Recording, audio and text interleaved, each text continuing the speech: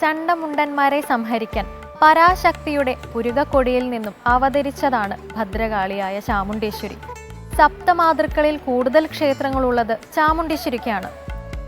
ഇന്ത്യയിലെ തന്നെ ഏറ്റവും പ്രശസ്തമായ ചാമുണ്ഡി ക്ഷേത്രമായി കണക്കാക്കുന്നത് മൈസൂരിലെ ചാമുണ്ഡി ക്ഷേത്രമാണ്. രക്തചാമുണ്ഡി, തീ ചാമുണ്ഡി എന്നിങ്ങനെ വ്യത്യസ്ത ഭാവങ്ങളിൽ ഈ ദേവത ആരാധിക്കപ്പെടുന്നു. ഇനി ഇന്നത്തെ ദീപാരാധന കാഴ്ചയ്ക്കായി ക്ഷേത്രാങ്കണത്തിലേക്ക് പോകാം.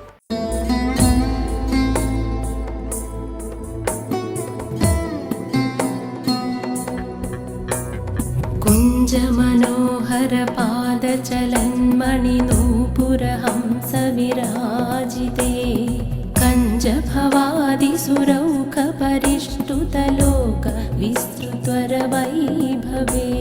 എല്ലാ നാമങ്ങളിലും വച്ച് ശ്രേഷ്ഠമാണ് വിഷ്ണുനാമം. 1000 വിഷ്ണുനാമത്തിന് തുല്യമാണ് ഒരു ശിവനാമം. 1000 ശിവനാമത്തിന് തുല്യമാണ് ഒരു ദേവീനാമം. അങ്ങനെയുള്ള 1000 നാമങ്ങൾ കൊണ്ട് മാതൃസ്വരൂപിണിയായ ദേവിയെ നിത്യവും സ്തുതിക്കുന്ന പുണ്യഭൂമിയാണ് തിരുവനന്തപുരം നഗരത്തിനുള്ളിലെ കൊഞ്ചിറവിള ശ്രീ ഭഗവതി ക്ഷേത്രം.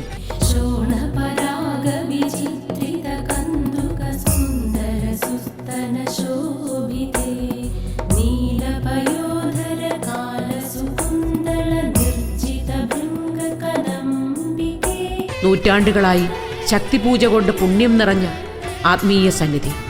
ശ്രീ പത്മനാഭസ്വാമി ക്ഷേത്രത്തിൽ നിന്ന് 3.5 കിലോമീറ്റർ ദൂരമേയുള്ളൂ കൊഞ്ചിറവിള ദേവീക്ഷേത്രത്തിലേക്ക്. സ്ത്രീകളുടെ ശബരിമല എന്നറിയപ്പെടുന്ന ആറ്റുകാൽ ദേവീക്ഷേത്രത്തിൽ നിന്ന് ഒരു വിളിപ്പാട് അകലം മാത്രം.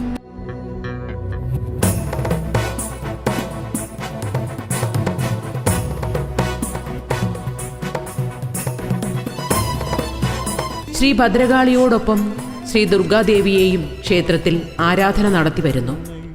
പടിഞ്ഞാറ് ദർശനമായി വലംപിരി ഗണപതിയും വടക്ക് ദർശനമായി ശ്രീ ഭദ്രകാളിയും ശ്രീ ദുർഗയും തുല്യ പ്രാധാന്യത്തോടുകൂടി പ്രതിഷ്ഠിച്ചിരിക്കുന്ന ഏക പുരാതന ക്ഷേത്രമെന്ന പെരുമയും കൊഞ്ചിറവിള ദേവീക്ഷേത്രത്തിനുണ്ട്. എൻ്റെ ജീവിതത്തിലെ പ്രധാനപ്പെട്ട കാര്യങ്ങളെല്ലാം നടക്കുന്നത് കൊഞ്ചിറവിള അമ്മയുടെ നടയിൽ നിന്നാണ്. ഈയിടെ പുറത്തിറങ്ങിയ കൊഞ്ചിറവിള അമ്മയെക്കുറിച്ചുള്ള ഒരു ആൽബത്തിൽ എനിക്ക് പാടുവാനുള്ള അവസരമുണ്ടായി. ആ ഗാനത്തിൻ്റെ 2 വരി ഞാൻ പാടുകയാണ്. അമ്മയെന്നുള്ളൊരു മന്ത്രം ജപിച്ചു ഞാൻ അമ്മയെ കൈത്തൊഴുന്നു. വിളിക്കുമ്പോഴെല്ലാം പുഞ്ചിരി പ്രഭ തൂകി കൊഞ്ചിറവിള ദേവി അരികിലെത്തും. തൊഴുതാലും ശ്രീഭദ്രേ മതിവരില്ല. ശ്രീകോവിലിൽ ചതുർബാഹുവായ ഭഗവതി ശാന്തസ്വരൂപിണിയാണ്. ഗണപതി, നാഗർ, മന്ത്രമൂർത്തി, ബ്രഹ്മരക്ഷസ്, മാടൻ തമ്പുരാൻ എന്നീ ഉപദേവന്മാരുമുണ്ട്. എല്ലാ മാസവും പൗർണമി നാളിൽ നടക്കുന്ന ഐശ്വര്യപൂജയും ആയില്യം നാളിലുള്ള ആയില്യ പൂജയുമാണ് ഇവിടെ വിശേഷം.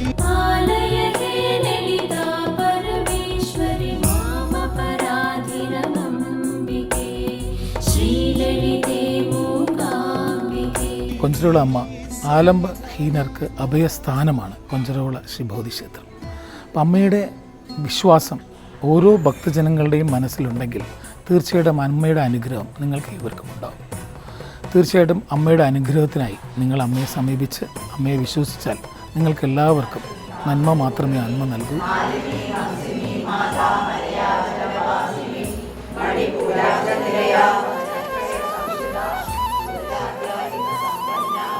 നൂറ്റാണ്ടുകൾക്ക് മുമ്പ് കൊഞ്ചിറവിളയിൽ ആമ്പല്ലൂർ എന്നൊരു തറവാടുണ്ടായിരുന്നു. അവിടെ ഋഷിതുല്യനും ദേവീഭക്തനുമായിരുന്ന ഒരു കാരണവർ തറവാട്ടിലുണ്ടായിരുന്നു. ഒരു ദിവസം അദ്ദേഹം സന്ധ്യാനേരത്ത് വീടിൻ്റെ വടക്കുഭാഗത്തായി ഒരു ദിവ്യജ്യോതിസ് കണ്ടു. ദിവ്യജ്യോതിസിൽ തേജോമയിയായ ഒരു ബാലിക നിൽക്കുന്നതും കാരണവർ കണ്ടു. തൊഴുകയോടെ നിന്ന കാരണവരോട് ഒരു കിണ്ടി വെള്ളവും പഴവും മലരും കൊണ്ടുവരാൻ തേജസ്വിയായ പെൺകുട്ടി ആവശ്യപ്പെട്ടു. കാരണവർ ഇതെല്ലാം കൊണ്ടുവന്നപ്പോൾ ആ ബാലിക അപ്രത്യക്ഷയായി. അന്ന് രാത്രി കാരണവർക്ക് സ്വപ്ന ദർശനമുണ്ടായി. ആ ബാലിക കൊടുങ്ങല്ലൂർ ഭഗവതിയാണെന്നും ദേവി പ്രത്യക്ഷപ്പെട്ട സ്ഥലത്തുള്ള വരിക്കപ്ലാവിന് വടക്കുമാറി ഒരു തെറ്റിച്ചെടി ഉണ്ടെന്നും അവിടെ ദേവീ സാന്നിധ്യം ഉള്ളതായും അരുളി ചെയ്തു. നേരം പുലർന്നപ്പോൾ കാരണവർക്ക് താൻ കണ്ട സ്വപ്നം സത്യമാണെന്ന് ബോധ്യമായി. വരിക്കപ്ലാവിന്റെ തടി കൊണ്ട് പീഠം നിർമ്മിച്ച് ദേവിയെ അവിടെ കുടിയിരുത്തി. പൂജാതി കർമ്മങ്ങളെല്ലാം കാരണവർ തന്നെയാണ് ചെയ്തിരുന്നത്. പിന്നീട് ക്ഷേത്രം പുതുക്കിപ്പണിയുകയും ചതുർബാഹുവായ ഭഗവതിയുടെ പഞ്ചലോക വിഗ്രഹം കൊണ്ട് പുനർപ്രതിഷ്ഠാകർമ്മം നടത്തുകയും ചെയ്തു. ദേവിയെ ആദ്യമായി പ്രതിഷ്ഠിച്ച ആമ്പല്ലൂർ കുടുംബത്തിലെ കാവ് നിരവധി തലമുറകൾക്ക് ശേഷവും ഇന്നും അവിടെ നിലനിൽക്കുന്നു.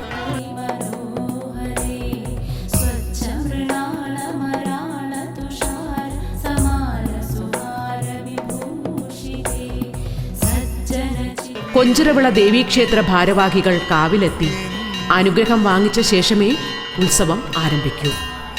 ആറ്റുകാലമ്മയുടെ ജ്യേഷ്ഠ സഹോദരിയാണ് കൊഞ്ചിറവിള ദേവി എന്നൊരു സങ്കല്പവുമുണ്ട്. കൊടുങ്ങല്ലൂരിൽ നിന്നും വന്ന സഹോദരിമാരിൽ ജ്യേഷ്ഠത്തി ആമ്പല്ലൂർ കാരണവർക്ക് ദർശനം നൽകി കൊഞ്ചിറവിളയിലും, അനുജത്തി മുല്ലുവീട് കാരണവർക്ക് ദർശനം നൽകി ആറ്റുകാലിലും കുടികൊള്ളുന്നുവെന്നാണ് ഭക്തർ വിശ്വസിച്ചു പോരുന്നത്. ഇരു ക്ഷേത്രങ്ങളിലെയും ചടങ്ങുകളിലും ആചാരങ്ങളിലും കാണുന്ന സാമ്യത ഈ വിശ്വാസത്തെ കൂടുതൽ ശക്തിപ്പെടുത്തുന്നു. കുടിയിരുത്ത്, തോറ്റംപാട്ട്, പുറത്തെഴുന്നള്ളിപ്പ് എന്നിങ്ങനെ ഉത്സവ ആരംഭം മുതൽ അവസാനത്തെ കുരുതി വരെയുള്ള അനുഷ്ഠാനങ്ങളിലെല്ലാം രണ്ട് ക്ഷേത്രങ്ങളിലെയും ചടങ്ങുകളിൽ ഈ സാമ്യത കാണാൻ കഴിയും. ആറ്റുകാൽ ദേവീക്ഷേത്ര ദർശനം പൂർണ്ണമാകണമെങ്കിൽ ജ്യേഷ്ഠ സഹോദരി കൊഞ്ചിറവിള ശ്രീ ഭഗവതിയെ ആദ്യം തൊഴുതു മടങ്ങണമെന്നുള്ള വിശ്വാസം മുമ്പുണ്ടായിരുന്നു. ആറ്റുകാൽ അമ്പലത്തിൽ നിന്നും പുറത്തെഴുന്നള്ളിപ്പ് മണക്കാട് ധർമ്മശാസ്ത്ര ക്ഷേത്രത്തിൽ പോയാണ് തിരികെ വരുന്നത്. അതുപോലെ തന്നെയാണ് കൊഞ്ചിറവിള ഭഗവതി ക്ഷേത്രത്തിലെയും പുറത്തെഴുന്നള്ളിപ്പും മറ്റ് ചടങ്ങുകളും തോറ്റംപാട്ടും എല്ലാ ചടങ്ങുകളും കുത്തിയോട്ട വ്രതാരംഭം മുതലുള്ള ചടങ്ങുകളെല്ലാം ആറ്റുകാലുമായി വളരെയധികം സാമ്യമുള്ളതാണ്.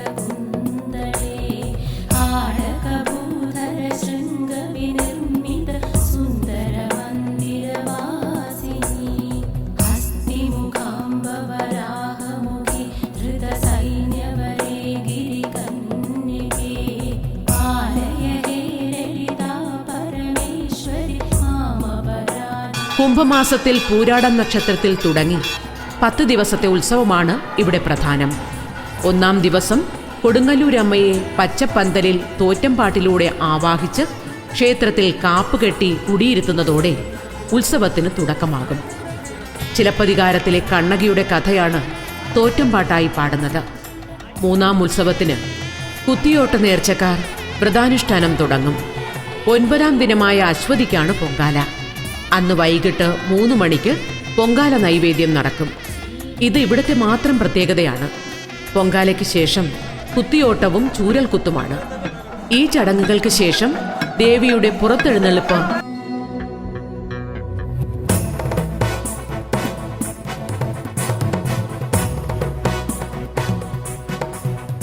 നൂറുകണക്കിന് കുത്തിയോട്ടക്കാരുടെ അകമ്പടിയോടെ ദേവി മണക്കാട് ശ്രീ ധർമ്മശാസ്ത്ര ക്ഷേത്രത്തിലെത്തും. അവിടുത്തെ ഉപചാരങ്ങളും പൂജയും കഴിഞ്ഞ് ദേവി ക്ഷേത്രത്തിലേക്ക് തിരിച്ചെഴുന്നള്ളും.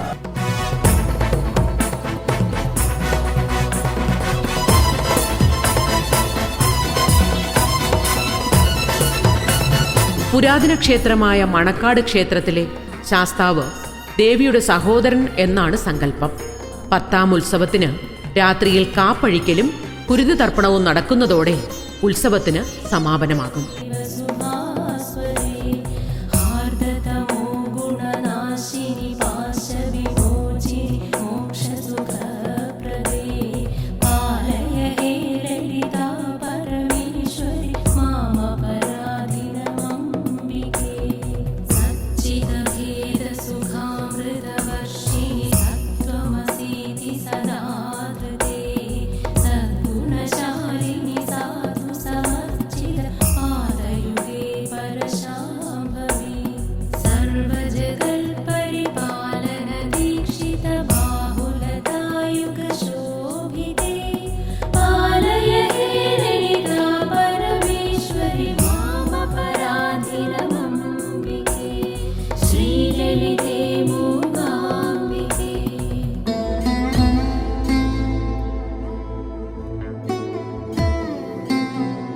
പ്രപഞ്ചത്തിന്റെ സൃഷ്ടി, സ്ഥിതി, സംഹാരം എന്നിവയ്ക്കെല്ലാം മൂലകാരണമായ ലോകമാതാവായ ആദിപരാശക്തിയുടെ കാരുണ്യഭാവമാണ് കൊഞ്ചിരവിളയിൽ വാഴുന്ന ദേവിക്ക്.